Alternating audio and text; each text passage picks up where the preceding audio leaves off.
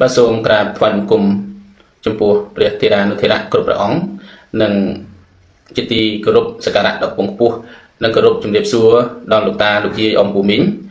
និងប្រិយមិត្តទាំងឡាយជាទីគោរពរាប់អាននៅព្រឹកនេះបាទខ្ញុំនឹងមកអានបន្តបាទទាក់ទងនឹងបាទអត្ថបទកថាទី8នៅក្នុងសិភៅស្រីហេតាប្រទេសភាគទី3ឈ្មោះថាសង្គ្រាមនៅក្នុងរឿងចចកនិលពណ៌ដែលមានខ្លឹមសារដូចតទៅមានចចកមួយអាស្រ័យនៅក្នុងព្រៃដើរស្វះស្វែងរកចំណីអាហារតាមទំនើងចិត្តដើរទៅដល់ជាយក្រុងមួយមិនដឹងមានគ្រោះអ្វីក៏ធ្លាក់ទៅក្នុងរណ្ដៅផ្ទះមួយហើយមិនអាចឡើងពីរណ្ដៅនោះបានទេដល់ព្រឹកឡើងក៏ពុតធ្វើជាស្លាប់ស្ដុកស្ដឹងខណៈនោះម្ចាស់រណ្ដៅឃើញចចកនោះមានជើងស្រទាំងឡើងលើ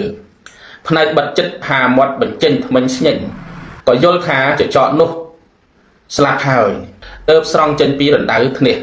ហើយអូសក្រវែងចោលឆ្ងាយពីភូមិទៅកាលនោះចចកនោះបានចូលព្រៃវិញដល់ក្រឡេកមើលខ្លួនឃើញខៀវស្រងាត់ដូច្នោះគិតក្នុងចិត្តដោយក្តីត្រេកអរថាយីអាត្មាអញនេះមានពណ៌ខៀវល្អណាស់តើបើដូច្នេះអាត្មាអញនេះខ្ពង់ខ្ពស់ប្រសើរជាងចចកឯទៀតទាំងអស់លោកគិតរួចហើយចចកនោះហៅចចកទាំងឡាយមកជួបជុំហើយនិយាយប្រាប់ដោយក្តីរីករាយថាទេវតាដ៏មានបុណ្យអាស្រ័យនៅក្នុងព្រៃនេះបានតាំងយើងឲ្យធ្វើជាស្ដេចមរិតហើយលោកបានអភិសេកយើងនិងព្រះហស្ថលោកដោយទឹកចិត្តបាទដោយព្រះហស្ថលោកអ្នកទាំងអស់គ្នាក្រឡេកមើលរូបយើងមើលចាប់តាំងពីថ្ងៃនេះតទៅអ្នកធ្វើកិច្ចការអ្វីត្រូវធ្វើតាមបង្គាប់យើងទាំងអស់បណ្ដាចចកទាំងឡាយកាលមើលចចកនោះឃើញពណ៌ចម្លែកដូច្នេះក៏បបួលគ្នាប្រណិប័តដោយអស្ដាងបានប្រណំចំពោះចចកនោះហើយពោលតបដោយគោរពថាយើងខ្ញុំទាំងអស់គ្នាសូមទទួលបង្គាប់ពីលោកម្ចាស់គ្រប់គ្នាដោយតំណងនេះចចកនោះឡើងជាស្ដេចមរិតទាំងអស់បណ្ដាដែលអាស្រ័យនៅនីព្រៃនោះទាំងប៉ុន្មានមុនដំបូងចចកនីលពណ៌នោះរើសយកសត្វតែចចកដូចគ្នាមកធ្វើជាបរិវារបាទមានអំណាចរាជស័ក្តិខ្ពង់ខ្ពស់ណាស់ប៉ុន្តែតមកទៅរើសយកសត្វឯទៀតដូចជាសីហៈខ្លានិងសត្វឯទៀតដែលមានសភាពដូចនេះជាដើមមកធ្វើជាបរិវារវិញហើយបោះបង់ចចកគ្នាឯងចោលអស់ខណៈនោះមានចចកចាស់មួយកាលឃើញសហាយខ្លួនគ្រប់គ្នាព្រួយចិត្តទើបនិយាយលួងលោមថាណែសហាយទាំងឡាយអើយអ្នកទាំងឡាយកុំព្រួយបារម្ភអ្វីសោះបើប៉ុណ្ណេះទេវបាទយើងល្ងងខ្លៅមិនចេះនីតិសាស្ត្រគឺនយោបាយប្រមាថមើលងាយយើងសូមបីយើងចេះនយោបាយប្រកាសដូច្នេះការនេះមិនជាអ្វីទេខ្ញុំមានមធ្យោបាយល្អរករឿងនិងសម្លាប់ចោលឲ្យទាល់តែបានរឿងនេះសត្វទាំងឡាយឲ្យទៀតមានសីហៈខ្លាជាដើមដែលភ័ណ្ឌកំណត់ណាដែលភ័ណ្ឌកំណត់ព្រោះឃើញថាមានពណ៌ខៀវល្អមើលមិនស្គាល់ថាជាចចកបានជាលើកទុកដាក់ឲ្យធ្វើជាស្ដេចខ្លួនបើដូច្នោះយើងគិតដូចបដិច្ចឲ្យសត្វឯទៀតស្គាល់ថាជាចចកមធ្យោបាយដែលយើងត្រូវធ្វើដូច្នេះពេលល្ងាចអ្នកទាំងឡាយត្រូវចូលទៅចិត្តចចកទាំងអស់គ្នាហើយបបួលគ្នាស្រែកលូឲ្យពេញទំហិនកាលចចកនេះលឺសម្រែកយើងហើយមុខជានឹងស្រែកលូតយើងវិញព្រោះជាសត្វដែលមានសភាពដូចគ្នាព្រោះថាលេខ58សេចក្តីពិតសភាពនៃនរជនណាដោយបដិច្ចនរជននោះមិនអាចប្រព្រឹត្តកន្លងសភាពខ្លួនបានឡើយបើលើកសំណក់ជាតិឲ្យធ្វើជាស្ដេចវានឹងមិនអង្គៀមត្រឡប់ជើងស្បែកឬអ្វីកាលបើខ្លាឮសំឡេងនឹងស្គាល់ថាជាចចកពិតមកជាខ្លានឹងក៏បីខំស៊ីស្ដេចខ្លួនមិនខានព្រោះថាលេខ59បើសត្រូវស្គាល់ចំណុចខ្សោយយើងនិងសេចក្តីឃ្លាវខ្លាយើងហើយគេនឹងចូលទៅរហូតដល់ចិត្តកំណត់យើងខាងក្នុងទៀតហើយសម្រាប់យើងចោលបងសៀតដូចភ្លើងឆេះឈើស្ងួតតែឆេះរូងរហូតដល់ក្លឹមខាងក្នុងតមកចចកចាស់ព្រមទាំងចចកទាំងឡាយប្រើអបាយកលដូចបានគិតទុកហើយសម្រាប់ចចកនីលពណ៌បានដូចសេចក្តីប្រាថ្នាព្រោះហេតុនោះបានជាខ្ញុំចាក្រពីពោលថានរជនណាលះបង់ចោលបពួកខ្លួនដូច្នេះជាដើមហង្សហេរណគរឆ្លើយថាពិតមែនហើយប៉ុន្តែក្អែកនេះមកពីប្រទេសឆ្ងាយណាស់គួរតែចូលមកជួបហើយរក្សាទុកចាំពិនិត្យមើលទៅខាងមុខចាក្រពីនិយាយតទៅទៀតថាយើងបានបញ្ជូនចារៈបុរសទៅហើយបន្ទាយការពារយើងបានធ្វើត្រៀមទុកព្រមហើយបើដូច្នោះយើងត្រូវឲ្យនាំសេកចូលមកសាកសួរហើយសឹមលែងឲ្យទៅវិញពេលនោះយើងមានសន្យានុភាពត្រៀមទុកព្រមហើយយើងនឹងចាំមើលវាពីចម្ងាយព្រោះថា លេខ60ព្រាមចានៈប្រាទូតដែលឆ្លៀវឆ្លាតមុខមុតឲ្យសម្លាប់ស្ដេចចន្ទៈបានព្រោះហេតុនោះបើយើងមានយោធាឃ្លាវក្លាហានចំរោមការពារមកចត់ហើយទើបគួរជួបទូតដែលមកពីប្រទេសឆ្ងាយលោកបានរៀបចំសភាណាលោកបានរៀបចំសភាសម្រាប់ទទួលភ្ញៀវសពគ្រប់ហើយហង្ហេរណគរបាទបើកសេកនឹងក្អែកឲ្យចូលទៅជួបកាលបាត់ដើរចូលទៅសេកងើបក្បាលស្ងើនបន្តិចទៅដល់ហើយអង្គុយលើអាសនៈដែលគេរៀបចំទុកសម្រាប់ទើបថ្លែងសារយ៉ាងឃ្លាវខ្លាថាបបិទ្ធលោកហេរណគរស្ដេចកងោកនាមចត្រពរជារាជាធិរាជជាម្ចាស់នៃមយុរជាតិជាម្ចាស់នៃមយុរជាតិមានព្រះបាទត្រដោយផ្កាឈូករាជភ្លឺឆ្លោះបាទរាជភ្លឺច្រោះឆ្លោះច្រវ៉ាត់ដោយកែមនីដែលប្រដាប់ដោយមកុដនៃស្ដេចសមន្តរាជដែលអោនសិរិសាណាបាទដែលអោនសិរិសាក្រាបគោរពត្រាស់បង្គាប់មកលោកថាបើចង់មានជីវិតរស់នៅតទៅបើចង់មានជីវិតរស់នៅតទៅឬប្រាថ្នាអិសរិយយុគចូលប្រញាប់ចូលទៅអភិវាទវន្តាចំពោះបាទយើងបើមិនដូច្នោះទេចូលកិច្ចរត់ចេញទៅកាន់ទីដតីឲ្យឆាប់ទៅ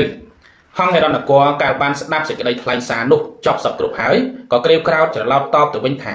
ក្នុងសភានេះឥតមាននរណាម្នាក់ដែលមានចិត្តចាប់ច្របាច់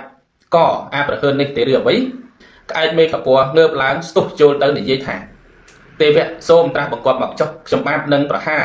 អាសេកប្រហើននេះបាទនឹងប្រហារអាសេកប្រហើននេះចោលបង់ឥឡូវនេះខណៈនោះចៅក្រពៀសារវិជ្ជៈជាប្រធានរដ្ឋមន្ត្រីឈ្មោះនិយាយសម្រុះសម្រួលហេរណគរនឹងក្អែកមេខពណ៌ថាណែលោកម្ចាស់ស្ដាប់ខ្ញុំបានជម្រាបសិនកុំអាលធ្វើក្រោតឆេវឆាវដូច្នេះព្រោះថាលេខ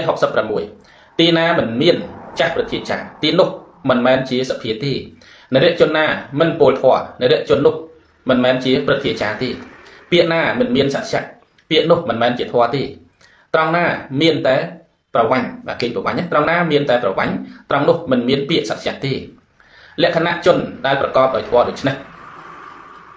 62ទូតសំបីជាអនារិយជននិយាយពាក្យមិនក៏បីក៏មិនត្រូវសម្លាប់ដែរព្រោះគេជាមាត់នៃព្រះរាជាកណ្ដាលអាវុធជ្រោមច្រាងភ្លឺស្ងាត់ទូតមិនចរចាអ្វីក្រៅពីពាក្យបង្គាប់លេខ63នរណាណោជាអ្នកប្រាជ្ញអាចសម្លាប់សមត្ថិស័យនរណាណោជាអ្នកប្រាជ្ញអាចសម្គាល់ខ្លួនថាថោកទាបឬសម្គាល់សត្រូវថាខ្ពង់ខ្ពស់ព្រោះតែពាក្យទូតនិយាយជាប្រមាណអាស្រ័យដោយហេតុដែលគេមិនត្រូវសម្លាប់ទូតទើបត្រូវតែនិយាយទាំងអស់សពកាលទាំងពួង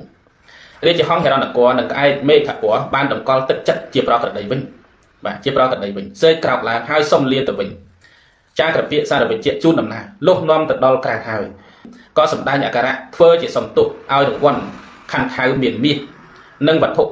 ទៀតជាដើមទើបបញ្ជូនសេកឲ្យត្រឡប់ទៅប្រទេសខ្លួនវិញបាទសេកកាលត្រឡប់មកដល់ទៅភ្នំវិន្ទយាជាប្រទេសខ្លួនវិញហើយក៏ចូលទៅអភិវាទស្ដេចកងោកចត្រពរជាម្ចាស់ខ្លួនស្ដេចកងោកចត្រពរឃើញសេកត្រឡប់មកដល់ហើយក៏និយាយប្រស្រ័យនឹងសេកថាមនាលសេកឯងបានដំណឹងអ្វីខ្លះប្រទេសនោះដូចម្ដេចទៅសេកឆ្លើយតបថាទេវៈបើពោលឲ្យខ្លីត្រូវតែរៀបទ័ពត្រៀមធ្វើសង្គ្រាមពីឥឡូវនេះឯកបូរទ្វីបទុកជាឯកទេសមួយនៃស្ថានសួគ៌ស្ដេចប្រទេសនោះទុកដូចជាម្ចាស់ស្ថានសួគ៌ទី2គឺព្រះឥន្ទ្រាជាគម្រប់2ធ្វើដូចម្ដេចនឹងពណ៌នាបានស្ដេចកងោកចត្រពរលុះបានហៅមន្ត្រីធំចូលមកកាន់ទីប្រជុំហើយទើបប្រឹក្សាថាយើងសូមសេចក្តីយល់អស់លោកគ្រប់គ្នាយើងត្រូវចាត់ការអ្វីខ្លះបើទុកជាដូចម្ដេចយើងក៏ត្រូវធ្វើសង្គ្រាមពិតប្រាកដបាទរឿងនេះគឺជៀសពីសង្គ្រាមអត់បានណាបងប្អូនចរចាគ្នាអត់ត្រូវបាទត្រូវតែធ្វើសង្គ្រាមយើងក៏ត្រូវធ្វើសង្គ្រាមពិតប្រាកដព្រោះថាលេខ64ក្តីមិនសន្តោសជាវិបត្តិនៃព្រាហ្មណ៍ក្តីសន្តោសជាវិបត្តិនៃព្រះរាជាក្តីខ្មាស់អៀនជាវិបត្តិនៃស្រីផ្កាមាសក្តីមិនខ្មាស់អៀនជាវិបត្តិនៃកុលធីតាទាំងឡាយកាលនោះអាត្មាទុរតិស័យជាប្រធានរដ្ឋមន្ត្រីពោលឡើងថាការធ្វើសង្គ្រាមសពបើដោយការខ្នើសចិត្តជាប្រក្រតីមិនមែនជាវិធីទេព្រោះថាលេខ65កាលណាមិត្តអាមាត្យជាពួកអ្នកមានចិត្តស្រឡាញ់មានភក្តីមាំហើយទំនាស់ចំពោះសត្រូវកាលនោះក៏បីធ្វើសង្គ្រាមលេខ66ត្រូវបានផែនដីបានសម្ព័ន្ធមិត្តបានមាសនេះជាផល បាទនេះជាផល3ប្រការដែលគេត្រូវធ្វើសង្គ្រាមកាលណាបើគេប្រកាសជាបានផល3ប្រការនេះហើយកាលនោះគេត្រូវធ្វើសង្គ្រាមហើយស្ដេចក្ងោកចិត្តរពណ៌ខ្លែងបង្គាប់ថាចូលឲ្យមន្ត្រីដើរត្រួតត្រាសន្យានុភាពទ័ពមើលត្រូវមើលគ្រឿង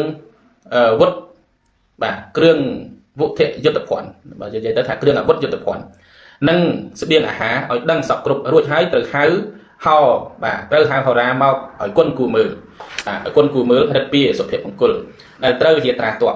ថ្មទុរៈតិស័យនិយាយរំលឹកថាទេវៈការយាត្រាទ័ពចេញទៅដោយរស់រាន់ដូច្នេះមិនគួរក៏បីទេព្រោះថាលេខ67មនុស្សល្ងងណាមិនបានពិចារណាសន្យានុភាពបរិរីហើយចូលទៅប្រយុទ្ធដោយរស់រាន់មនុស្សល្ងងនោះនឹងបានអោបមុខដាវនេះជាសច្ចៈឥតសង្ស័យឡើយស្ដេចក្ងោកចិត្តរពណ៌ពោលត្រគោះបោកបោះបន្ទោសថ្មថាណែមន្ត្រីឯងក៏មកបង្អាក់ធ្វើឲ្យយើងថយក្តីក្លាហានដូច្នេះចូលឯងនិយាយប្រាប់មកតើនរណាអាចចូលទៅកាន់ប្រទេសសត្រូវហើយណាហើយយកជ័យជំនះបានថ្មទុរៈតិស័យឆ្លើយតបថាទេវៈខ្ញុំបាទនឹងជម្រាបឲ្យបានជ្រាបបានតែនឹងឲ្យបានផលល្អលុះត្រាតែទទួលប្រតិកម្មតាមណាលុះត្រាតែទទួលប្រតិបត្តិតាមលោកពោលទុកដូច្នេះថាលេខ68មានប្រយោជន៍អ្វីដោយការណែនាំព្រះរាជាឲ្យធ្វើតាមសាស្ត្របើទ្រង់មិនព្រមប្រតិបត្តិតាមសេចក្តីពិតមិនមែនគ្រាន់តែចេះដឹងថ្នាំហើយបំបត្តិជំងឺបានទេខ្ញុំបាទមិនហ៊ានប្រព្រឹត្តកន្លងព្រះរាជបង្គាប់ទេតែខ្ញុំបាទសូមជម្រាបតាមកិច្ចការដែលខ្ញុំបាទបានចេះដឹងមកសូមលោកម្ចាស់ស្ដាប់ដូចតទៅនេះលេខ69បបពិតព្រះរាជាបណ្ដាទីតាំងទាំងឡាយមានស្ទឹងភ្នំព្រៃបន្ទាយជាដើមទីណាមានភ័យសេនីត្រូវលើកព្យុហៈកងពលយាត្រាទ័ពទៅក្នុងទីនោះលេខ70សេនាបតីព្រមដោយមេកងពលណាព្រមដោយមេកងពលដែលឃ្លាវក្លាហានត្រូវដើរទៅមុខទ័ពត្រូវដាក់ស្រីម្ចាស់ផែនដីណាត្រូវដាក់ស្រីម្ចាស់ផែនដីឃ្លាំងនិងពលដែលមានកម្លាំងខ្សោយនៅកណ្ដាលទ័ពបាទលេខ71ត្រូវដាក់កងទ័ពសេះបាទត្រូវដាក់កងទ័ពសេះនៅស្លាបទ័ពទាំងសងខាងនៅសងខាងទ័ពសេះត្រូវដាក់ពលរដ្ឋបាទពលរដ្ឋនៅសងខាងពលរដ្ឋត្រូវដាក់ពលដំរីនៅសងខាងពលដំរីត្រូវដាក់ពលថ្មើរជើងបាទលេខ72សេនាបតីត្រូវដើរខាងក្រោយកងទ័ពដើម្បីកម្លាំងទឹកចិត្តកងពលដែលអន់ថយឲ្យក្លាហានព្រះរាជាចោមរោមដោយរដ្ឋមន្ត្រីជាទីប្រឹក្សានិងវីរយោធាទ្រង់ជាអគ្គបញ្ជាការកងទ័ពលេខ73ត្រូវយាត្រាទ័ពលុកចូលទៅក្នុងទីមិនរៀបស្មើនិងភ្នំក្រំថ្មដោយកងទ័ពដំរីក្នុងទីវាលដោយកងទ័ពសេះក្នុងទីទឹកដោយកងទ័ពជើងទឹកក្នុងទីណាំងសមត្ថស្រ័យក្នុងទីទាំងពួងដោយកងទ័ពថ្មើរជើងលេខ74ក្នុងរដូវភ្លៀងលោកសម្ដែងទុកថាត្រូវធ្វើដំណើរដោយកងទ័ពដំរីរដូវក្រៅពីនោះត្រូវប្រើកងទ័ពសេះឯកងពលថ្មើរជើងប្រើបានគ្រប់ពេលទាំងពួងលេខ75គប្បីប្រយ័ត្នរក្សាព្រះរាជាទុកក្នុងភ្នំឬតាមផ្លូវដែលគេទៅបានដោយលំបាកសូម្បីព្រះអង្គមានយោធាហៅហានចោមរោមរក្សាល្អហើយក្តីទ្រង់ក៏ត្រូវចូលកាន់យោគនិទ្រាបន្តិចងាយនឹងតាមបាទយោគនិទ្រាបន្តិចងាយនឹងតាមលេខ76ទ្រង់ក៏បីបំផ្លិចបំផ្លាញសត្រូវសម្លាប់សត្រូវញោមញីសត្រូវឲ្យខ្សោយដោយការបំផ្លាញកុំឲ្យមានបន្ទាយមានភូមិមានគ្រឿងចម្រូងការចូលទៅដល់ក្នុងប្រទេសហើយត្រូវបញ្ជូនអ្នកថ្មើរព្រៃជាមុនលេខ77ព្រះរាជាប្រថាប់នៅទីណាត្រូវឃ្លាំងនៅទីនោះមិនមានឃ្លាំងឥតមានរាជព្រះរាជាទ្រង់ត្រូវប្រកបដោយព្រះតីទូលាយទ្រង់ត្រូវប្រទានរង្វាន់ដល់យោធាណាឃ្លាវក្លាហានតែសេចក្តីពិតយោធាណាមួយដែលមិនច្បាំងដើម្បីព្រះរាជាលេខ78បបិទ្ធព្រះរាជាមនុស្សមិនមែនជាទាស័កនៃមនុស្សទេមនុស្សជាទាស័កនៃទ្រព្យការបានទៅជាបុគ្គលខ្ពង់ខ្ពស់ឬការធ្លាក់ខ្លួនជាបុគ្គលថោកទាបស្រេចហើយតែមានទ្រព្យឬក្រីក្រប៉ុណ្ណោះលេខ79ត្រូវចូលទៅប្រយុទ្ធកុំឲ្យបែកទ័ពហើយប្រយ័ត្នមើលគ្នាកងទ័ពណាទុនខ្សោយកម្លាំងត្រូវប្រមូលមកទុកកណ្ដាលក្បួនទ័ព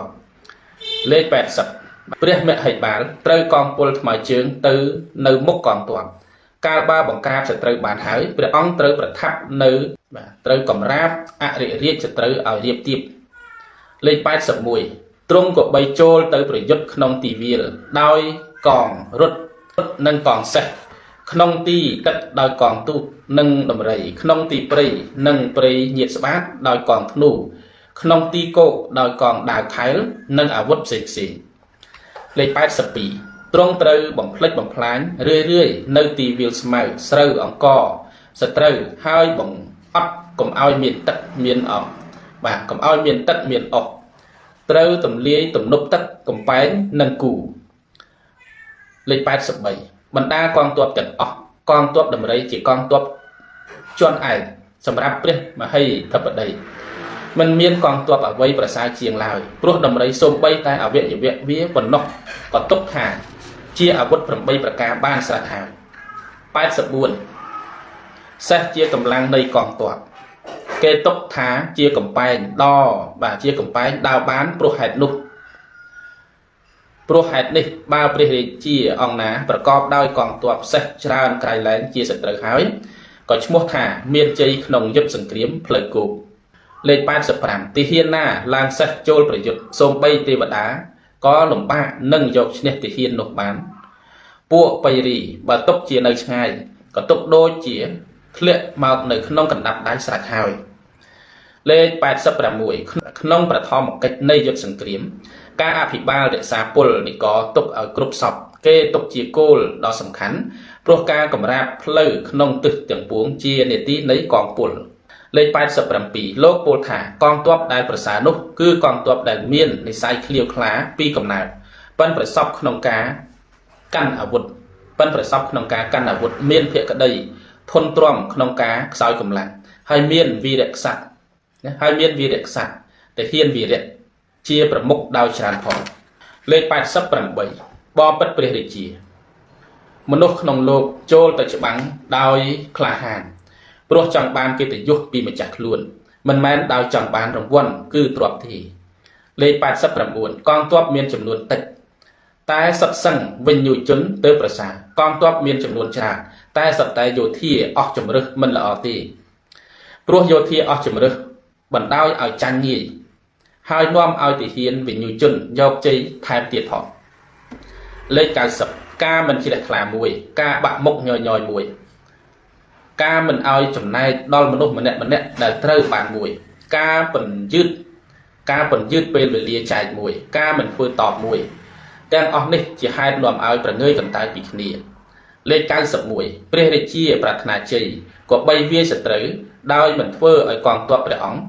ឲ្យលំបាកក្តៅក្រហាយកងទ័ពដែលរួយស្រពន់ណាដោយដើរផ្លូវឆ្ងាយសត្រូវយកជ័យបានដោយងាយលេខ92ត្រូវព្យាយាមបំបែកសត្រូវឲ្យបែកបាក់គ្នាវិធីបំបែកនេះមិនមានអ្វីដទៃក្រៅពីញុះញង់ព្រះរាជទាហានក្នុងរាជសត្រូវទេព្រោះហេតុនោះត្រូវព្យាយាមតាំងរាជទាយាទរបស់ប្រទេសសត្រូវឲ្យទាល់តែបានលេខ93ការចងស្ពានមេត្រីនិងស្ដេចយុវរាជឬនាយករដ្ឋមន្ត្រីរបស់ប្រទេសសត្រូវបានហើយក៏បីបំបែកសាមគ្គីខាងក្នុងពួកសត្រូវដែលមានចិត្តមឹងម៉ាត់លេខ94លុះដើរអបាយបំបែកក្នុងសង្គ្រាមយ៉ាងនេះបានហើយក៏បីសម្លាប់មិត្តដ៏ហៅហាននៃសត្រូវនោះចោលចេញពុំនោះចាប់ចងពួកមុខមន្ត្រីឬកូនចៅបរិវារឃុំឃាំងទុកធ្វើដូចជាការបំបែកកូនគោហើយចាប់មេគោដូច្នោះលេខ95ព្រះរាជាក៏បីធ្វើឲ្យប្រទេសព្រះអង្គមានពលរដ្ឋច្រើនបរិបូរណ៍ដោយការកៅយកប្រជាជនពីបរទេសឬពំនុកទំនុកបំរុងប្រជាជនដោយការឲ្យទាននិងរាប់អានមួយទៀតប្រទេសដែលមានប្រជាជនច្រើនមកពីប្រទេសនោះអាចកពូនទ្រព្យសម្បត្តិជាមហាសេដ្ឋីបានស្ដេចកងោកចិត្តត្រពាន់និយាយត្រគោះឲ្យថ្មាទុរៈតិស័យថាឯនិយាយបោបាច់ច្រើនពេកដូច្នេះតើមានប្រយោជន៍អ្វីព្រោះថាលេខ96សេចក្តីចម្រើនរបស់ខ្លួននិងសេចក្តីសាបសូន្យរបស់សត្រូវទាំងពីរប្រការនេះជារដ្ឋប្រសាសន៍នោបាយកាលបើប្រកាន់តាមមតិនេះបានហើយការពោលអួតសម្ដីថ្មីមាត់របស់ខ្លួនទើបបណ្ឌិតសរសើរថ្មទុរៈតិស័យញញឹមបណ្ដាឆ្លើយតបបណ្ដាថាពាក្យនេះពិសេសពិតមែនហើយតែលោកពោលថាលេខ97 ពួកមួយធ្វើតាមចិត្តពួកមួយទៀតធ្វើតាមសាស្ត្រពលឺនិងងងឹតទាំងពីរប្រការនេះមានលក្ខណៈស្មើគ្នាបានឬទេការនោះស្ដេចកងោកចិត្តរពណ៌លុះបានស្ដាប់ហើយឃើញថាទាស់ចិត្តខ្លួនក៏ក្រោកឡើងត្រាស់បង្គាប់ឲ្យបទ័ពយាត្រាចេញទៅតាមហៅកំណត់អ្នកខត្តរិកឲ្យឯចារៈបរោះរាជហង្សហេរណគរកាលបានដឹងកិច្ចការសត្រូវសពគ្រប់ហើយក៏ត្រឡប់យកដំណឹងទៅប្រាប់ម្ចាស់ខ្លួនវិញថាបបិទ្ធលោកម្ចាស់ស្ដេចកងោកចិត្តរពណ៌លើកក្បួនព្យុហៈយាត្រាទ័ពចរចេញទៅបោះបន្ទាយនៅជើងមេលយៈបរិពតហើយនៅជើងភ្នំបរិពតនៅជើងមេលយៈបរិពតហើយសូមលោកម្ចាស់មានបញ្ជាឲ្យលើកទ័ពទៅបំផ្លាញបន្ទាយនោះឲ្យឆាប់ទៅពេលនេះថ្មទុរៈតិស័យធ្វើជាប្រធានរដ្ឋមន្ត្រីតាមដែលខ្ញុំបានដឹងមកថាសត្រូវបានបញ្ជូនចារៈបរោះគេឲ្យមកធ្វើការសម្ងាត់នៅខាងបន្ទាយយើងហើយខណៈនោះចាក្រពាកសារវិជ្ជនិយាយរំលឹករាជហង្សហេរណគរថាលោកម្ចាស់ចារៈបរោះគេនោះគឺក្អែកមេខពណ៌នេះឯងស្ដេចហង្សហេរណគរកំហកថាមិនមែនទេបើវាជាចារៈបរោះមែនហេតុអ្វីក៏វាហ៊ានស្ទុះទៅបំរុងក្រញិតសេកសម្រាប់ចោលបងមួយទៀតការប្រកាសសង្គ្រាមនេះទើបនឹងកើតឡើងពីកាលសេកវាមកទេតាឯក្អែកមេខពណ៌វាមកនៅទីនេះយូរយារណាស់ហើយចាក្រពាកសារវិជ្ជឆ្លើយកាត់ដោយមើងម៉ាត់ថាបបិទ្ធលោកម្ចាស់ត្រូវតែយើងកុំទុកចិត្តអ្នកបរទេសអកន្តុកៈរាជហង្សហេរណគរនិយាយទៅតឹងទាស់ថាជួនកាលអកន្តុកៈអ្នកបរទេសគេធ្វើប្រយោជន៍ឲ្យយើងដែរឯងស្ដាប់មើលលោកពូលថាលេខ98ជនដតីតែជាអ្នកធ្វើប្រយោជន៍ឲ្យយើងទុកជាផៅពងតែផៅពងពិតតែជាអ្នកមិនធ្វើប្រយោជន៍ឲ្យយើងក៏ទុកជាអ្នកដតីរោគកើតក្នុងរាងកាយយើងពិតរោគកើតក្នុងរាងកាយយើងពិតរោគប្រយោជន៍គ្មានថ្នាំកើតនៅក្នុងព្រៃធ្វើប្រយោជន៍ឲ្យយើងលេខ99សេវកាមាត្រព្រះបាទសូទ្រកៈម្នាក់ឈ្មោះវីរវរៈតើបនឹងមកធ្វើខ្ញុំរាជការថ្មីក៏អាចថ្វាយកូនខ្លួនឯងជារាជពលីបានចាក្រពាកសួរឡើងថាតើរឿងនោះដូចម្ដេចរាជហង្សហេរណគរក៏រៀបរាប់រឿងនោះប្រាប់ថាអញ្ចឹងរឿងនោះគឺរឿងស្ដេចសូទ្រកៈនិងអាមាត្យវីរវរៈបាទអញ្ចឹងចាំតាមដានស្ដាប់នៅពេលក្រោយទៀត